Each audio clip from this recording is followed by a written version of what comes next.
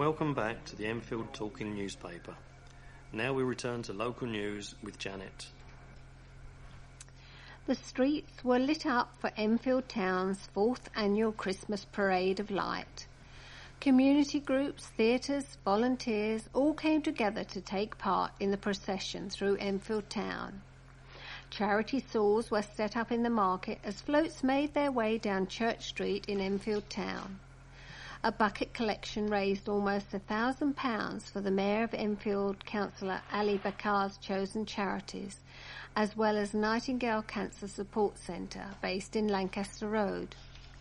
The North London Brass Band, St Anne's Catholic High School for Girls and Enfield's Community Choir entertained the crowds before the lights were switched on by the Mayor.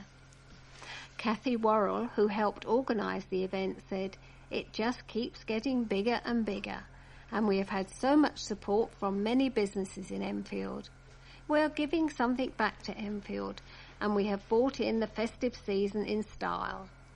Town Centre manager Mark Rudling said, "This year's parade was even more successful than last year. Hundreds of people lined the streets around Enfield Town to follow the Christmas parade and to be entertained in the market square by local band Back to Square One. It was wonderful to see so many members of the community fill Enfield Town for an afternoon of fun. The town's Christmas lights are the best we have ever had." Sixth formers emerged triumphant in a London-wide legal skills competition. The girls from Enfield County School in Hollywalk, Enfield, beat schools from across the capital as part of the contest at Snaresbrook Crown Court. The team of 15 girls had to learn 2 cases, taking on the roles of lawyers, witnesses, magistrates and court staff before presenting their cases to judges. Edda Vallen, who took the role of prosecutor, said, "Some of us had done the magistrates competition in Year 9 and we wanted to see if we could make something of it this year. There is quite a lot of improvisation and it is really good for confidence and public speaking. To have that confidence to stand up in front of the court is important." The side admitted they were really nervous as they headed to the Crown Court with other schools dressing for the occasion in robes and wigs. Kaylee Mayle, 18, said, "We had to make sure we knew the technicalities. We had to stick to the statements, which was pretty tough when you knew each other's cases." The pupils' head of year, Ruth Golding, told the Enfield Independent she was very proud of the team and added, "This is the best year we have had. The girls have worked very hard together and they deserve to be successful." The school has competed in the competition for the past 4 years and is first from the school to win the London Heats. The side will now travel to Edinburgh in March to take on the country's best in the hope of becoming the first London school to win. Ms. Mayle added, "We have written to Boris Johnson and we hope he can help fund our trip to Scotland and get behind the school." A medical university has been forced to sell a former Middlesex University site it bought for £30 million last year. Malaysia's Alliance University College of Medical Sciences, or AUCMS, bought the former Trent Park campus in Snakes Lane, Southgate, in August 2013 in order to create a medical university hub in London. However, the private university, based in Penang, Malaysia, has been forced to sell the site after encountering financial problems. The campus includes a mansion that is a listed building. This means that any alterations must be approved by the local authority, making it expensive to renovate. Dr. Zainuddin Wazir, president of AUCMS, revealed in a statement that the purchase was facilitated by Exim Bank Malaysia, but the college was only given part of the total sum that was approved. He also stated that the failure to get the full sum meant that the campus could not function as planned and resulted in a serious financial crisis for the college. Peter Gibbs, head of the Enfield Parks Consortium, believes any investor will need several £1 million to renovate the site. He said, The campus was sold at a ridiculously high price with many issues, and that it is something that AU-CMS have struggled to cope with. We are very concerned that the listed building and surrounding buildings have been left to ruin, and it will take a few £1 million at least to restore what should be a beautiful site. Mr. Gibbs also told the Enfield Independent of the levels of frustration surrounding the site and the lack of communications between AU-CMS and the Parks Group. He said, "We have not been informed of anything that AU-CMS has done, and security has been aggressive towards many users of the park who have come close to their site. But we can now be positive and hope that a proper owner can be found to restore this jewel of a park. The site has been on sale since July, and the university has been given 6 months to sell the Trent Park campus to help solve its financial problems." Now, in an article linked with that one, estate agent and runner Andrew Ride wants Enfield Council to step in and repair Snakes Lane, which leads to Trent Park, and this private road is owned by the Malaysian Alliance University College of Medical Sciences. Mr. Ride says the road is used by people visiting the Wildlife Rescue and Ambulance Service in Trent Park, as well as by Southgate Hockey Club and Trent Park Running Club. He says that action needs to be taken before someone is injured, and is campaigning to get repairs carried out as a matter of urgency. "There are some massive potholes there," he said. "It's an accident waiting to happen." Enfield Southgate MP David Burrows has raised the issue with the Council's Director of Environment, Ian Davis. Mr. Burrows said, "Snakes Lane has been in an ambiguous position for many years. The Council should adopt the road and take full responsibility." He added that the Council needed to deal with the site and any health and safety concerns for park users. The Council, however, says that Snakes Lane is on private land and the local authority does not maintain the road. A council spokesman said, "However, we are aware of growing concerns with its condition and are working with our legal team on finding a way to resolve this important issue." Preparations are coming to an end for an annual Christmas fair. The St Nicholas Fair is set to take place on Saturday, December 13, at its traditional venue, Winchmore Hill Green. Almost 70 stalls have already booked places, and the N21 Festival will host music all day on its Tessa Stevens stage, where there will be performances from local schools, bands and the Enfield Brass. Kevin McNamara, manager of the King's Head pub on the Green Winchmore Hill, said, "We are proud to be able to help the local community group like the M21 Festival put on such a brilliant event." Organiser Anne Humphrey added, "The event is free and there will be a full day of activities for children, as well as an ice rink, Victorian carriage rides, an organ and music, and a great food all day. It will once again bring the green alive with laughter and fun." Mayor of Enfield, Councillor Ali Bakar, and Enfield Southgate MP David Burrows will open the event. Patients have been warned to steer clear of a medication delivery service due to fears it may undercut local pharmacies. Monty Meath, the president of the Enfield Over 50s Forum, has issued a warning to people receiving letters from Pharmacy to You about ordering prescriptions online that the service poses a threat to pharmacies in Enfield. The pharmacist features the NHS logo on its letters as well as the company's logo, causing people to believe that the letter has come from their own pharmacists. Mr. Meath said, "It undercuts the work of our local pharmacists, whom we can approach at any time for advice, and it undermines the regular check-up we all ought to have with our GPs." The NHS has called on GPs to introduce an electronic prescription service in which GPs can prescribe medication online. Mr. Meath added, "Your pharmacy is a vital part of the lifeblood of the local community. One pharmacist told us that prescription medicines generate some 75% of their business. Lose that and there will be more shops boarded up in Enfield. However, Dr. Julian Harrison, a director at Pharmacy 2U, said the service is a useful option and well established. He said the service is well established and used by thousands of patients who require regular medication. It tends to be a useful option for those who don't find a traditional high street pharmacist a convenient choice, and is often popular with people who work long hours, the elderly and housebound, and busy commuters who want to save time. We've been writing to tell patients that our repeat prescription service is now an option for them. The letter clearly states that it is from Pharmacy 2U, so I am sorry if anyone has been confused by it.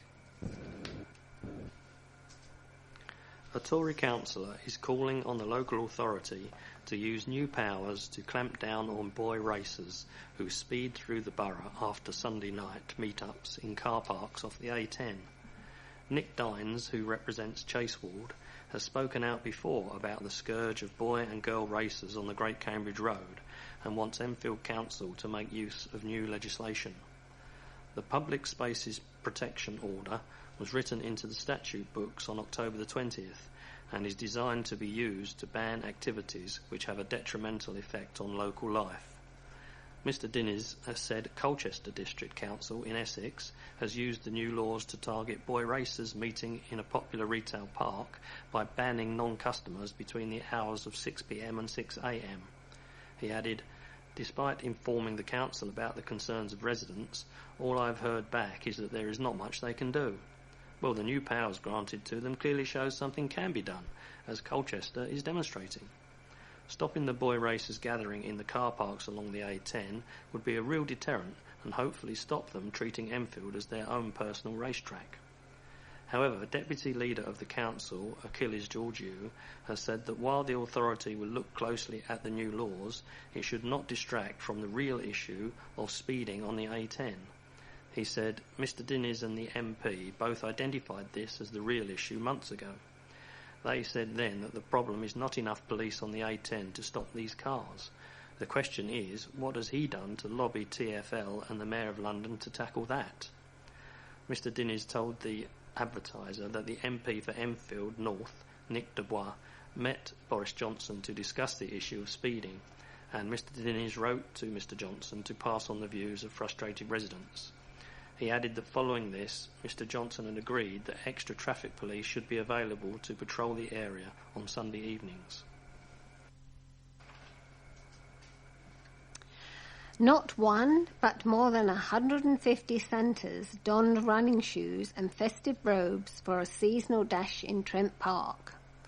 They joined in a 5-kilometre fun run through the park in Cockfosters and have so far raised over £3,000 for the Nightingale Cancer Support Centre. People dressed as Father Christmas and others wearing fancy dress as elves and Christmas tree fairies. The winner was Adam Walker, who completed the course in 19 minutes 47 seconds. There was also a 1-kilometre buggy dash, and participants could walk, jog or crawl around the route. Fundraiser Lisa Barker said, "It's the first year that we've arranged a Santa run. We joined forces with the Trent Park Running Club, who helped us with the event and provided marshals. It got families out there getting into the festive spirit and raising money for the Nightingale Centre in Lancaster Road, Enfield, which offers supports for anybody affected by cancer. The centre is working with 600 patients with cancer and their families this year." Kit which will give early warning of floods will be placed at 6 more sites in Enfield as part of the borough's flood defence scheme. The river level monitoring equipment will send email and text alerts to council staff if there is extreme rainfall or high river levels in a bid to prevent flooding. The messages are sent to the council's structures and watercourse team to warn them if water levels are at risk of getting too high. The move follows a successful pilot scheme launched in 2010. Flood alleviation schemes have been installed at Park in Southgate, Firs Farm playing fields in Palmer's Green, and Gough Park in Clay Hill, Enfield. The Environment Agency's Salmons Brook flood alleviation scheme in Edmonton is set to be completed in 2015. Chris Bond, Enfield Council's Cabinet Member for Environment, said, "We are determined to protect residents from natural disasters wherever possible." Enfield Water Polo Club celebrated promotion to London League Division 2 after winning their play-off with Beckenham seconds 13-11. Charlie Breers called problems for the South Londoners from the very first whistle in the promotion decider, superbly winning the sprint before firing in a hat-trick of unanswered goals from 2 metres. Beckenham twice replied, but Richard Waller found space in attack to make it 4-2 to Enfield at the end of the first quarter.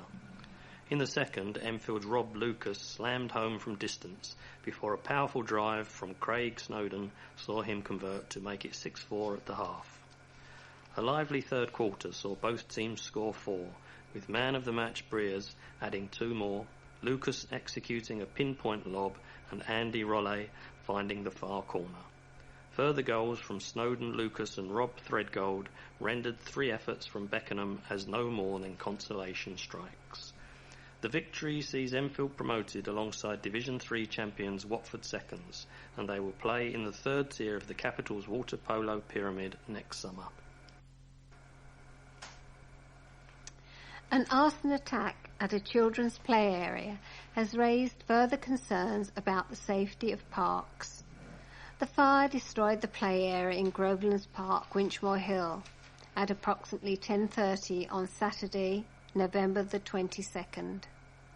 It has been claimed that the vandals entered through an unlocked pedestrian gate. The area was cordoned off as police investigated the incident. It's also believed that the park cafe was subject to an attack, but no damage was sustained. Peter Gibbs, head of the consortium of Friends of Enfield Park, has deplored the action and is furious at the latest incident. He said this is very serious that something like this has happened at Grovelands. The play area will now be out of action for a long time, and what is worse is these hooligans have been able to get into the park without a problem and cause a huge amount of damage. The council must now realise that leaving parks unlocked permanently will only lead to more senseless acts of vandalism taking place. Conservative councillor for Winchmore Hill, Ertan Her, said, "What kind of person would do this to a children's play area? It was very lucky that this was on a damp evening, because if it had been during the dry season, then this might have spread across the park." Councillor Chris Bond, Cabinet Member for Environment, confirmed that the gates were locked at the time of the incident. He said, "This is a despicable act which deprives young children of the playground and has caused a great deal of damage." He said the park gates were locked, and this vandalism conclusively proves that keeping the gates locked at night does not deter those who wish to cause antisocial behaviour in Enfield's lovely green parks. If you believe in Christmas magic and the power of fairies to make wishes come true, then this year's festive show at Chicken Shed will be right up your street. Speaking as this year's Christmas show gets underway, the Inclusive Theatre Group's head of publicity, Susan Jamson, revealed that the annual production will be keeping true to the real meaning of Christmas. Our Peter Pan production stays true to the J.M. Barrie original story, Susan told the Advertiser. This is a story that is about children who don't want to grow old, and it is about children needing to be children, which is something we at Chicken Shed really believe in, she added. The show takes the audience from the nursery of the darling children to the wild and wonderful adventures of Never Never Land, where pirates roam the seas and lost boys never grow old. This is a little bit of Christmas magic, and if you want to come along, you really have to believe in the power of magic and, of course, in fairies, Susan added. The show is running at the theatre in Chaseside, Southgate until the 10th of January and is suitable for children aged 5 and over. Under 5s can get their dose of Christmas magic from performances of Christmas tales, which are suitable for all children, including toddlers. Here at Chicken Shed, we hate to leave people out, so we want to make sure everyone has something fun to do over Christmas, said Susan. Christmas Tales runs from December the 3rd and will be shown in the Dugdale Centre, London Road, Enfield, on various dates until December the 28th. Tickets for both Peter Pan and Christmas Tales can be bought from www.chickenshed.org.uk. A woman who fraudulently used a disabled blue badge to park unlawfully has been ordered to pay more than £800 in fines. Wura Ola Ojora from Crouch End, North London, was found guilty in her absence at Tottenham Magistrates Court after being prosecuted by Enfield Council. She was caught parked partly inside a pay and display bay and on a single yellow line in Hertford Road, Enfield, at 2:22 p.m. on May the 29th, displaying a disabled blue badge and no parking ticket. When questioned by council enforcement officers, she said that she had dropped the holder of the badge in town and that she was allowed 5 minutes free parking. Magistrates fined her £400 and ordered her to pay costs of £426 as well as £40 victim surcharge. Councillor Chris Bond, Cabinet Member for Environment and Community Safety, said, "This woman has just been given 866 reasons not to misuse a disabled blue badge. It beggars belief that people still think they can get away with parking illegally with badges that don't belong to them. We have prosecuted a significant number of people for blue badge fraud and will continue to do so. My advice for people considering this crime is it's just not worth it. Act in a lawful manner, buy a parking ticket and park properly, and you won't end up with a huge fine for fraudulently using someone else's blue badge. It's not rocket science. If you decide not to, Enfield Council will find you and prosecute you." Children have been saved from a potentially lethal accident after local authority bosses swooped on a trader trying to sell novelty hats. The colourful and furry hats are styled to look like animals and were seized from a stall in Enfield town after trading standards officers spotted the risk they posed. According to safety chiefs, the hatch, which incorporate 2 long arms dangling down from the side, can form a lethal noose if children loop one of the arms through an eyelet on the other side of the hat. It is feared children as young as 2 could become trapped in the noose if the arm gets caught on a slide or other playground activity, and officers were concerned that older children could become trapped if one of the long arms became entangled in moving parts. Chris Bond, Enfield Council's Cabinet Member for Environmental and Community, said it beggars belief that some stallholders have been trying to sell the potentially lethal hats aimed at very young children. He added, "We're determined to track down and seize any dangerous product on display in the run-up to Christmas and beyond to protect residents from harm and remove hazardous products from sale in this borough. I urge parents to check any item they buy for their children meet the recommended standards to ensure they are safe to wear. It would be a tragedy if any child or young person was harmed because parents unwittingly bought a dangerous product from an irresponsible trader. People who import or manufacture anything that is worn around the neck must make sure that it can be easily detached if anything gets caught, and stallholders must try and make sure everything they sell is safe." A former Dragon's Den entrepreneur said fears for the future of the high street were nonsense as he opened a shop in Enfield town. Theo Paphitis was speaking at the opening of one of his Robert Dyer's hardware stores in Enfield town's Palace Gardens shopping centre. The retail mogul and former chairman of Millwall Football Club said This is a fantastic store, and we are delighted to open in Enfield Town. We will be offering something unique, and so far we have been delighted with the response we have received.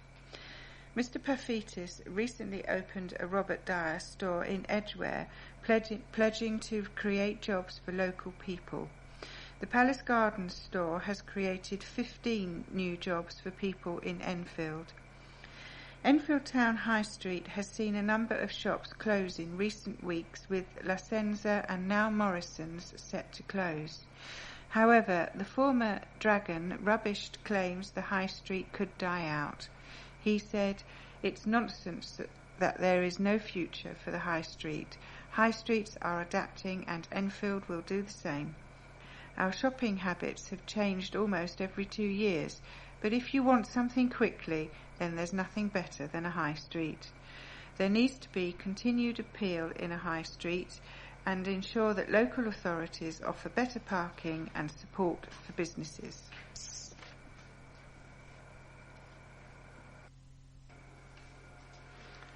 A pub has revealed its pride in creating a colourful garden to scoop second prize at an annual competition. The Crown on Horseshoes pub in Horseshoe Lane, Enfield, took silver at Enfield in Bloom's Best Public House category. Chris Sturgis, manager of the pub, was presented with the award by former Tottenham Hotspur player Tony Galvin. He said, "We put a lot of thought and effort into our colourful and welcoming garden displays, and our customers' reactions make it all worthwhile. This award will take pride of place in the pub, and next year we hope to have a gold award to go with it." Jonathan Webster, managing director for Green King local pubs, added, "Flowers add a special touch to any pub, and the Crown on Horseshoes has worked hard to keep the garden looking immaculate. Congratulations to the team for their hard work." Fortuna Mobility Centre provides a one-stop solution for all your independent living, mobility and comfort requirements in Enfield. As North London's largest mobility showroom and centre, and with free easy parking, you can try out a wide range of products at your leisure. The trained and experienced specialist staff offer free information and professional advice to help you make the most informed decisions before you buy. Visit in December and join in the Christmas champagne raffle. It's at Northgate Business Centre, Crown Road, Enfield. Telephone number 020 8344 4820. That's 020 8344 4820. We've reached the end of our programme for this week. Thank you for listening. So from the A-team of Janet, Sally and Keith and Robin on the controls, it's goodbye and a very Merry Christmas.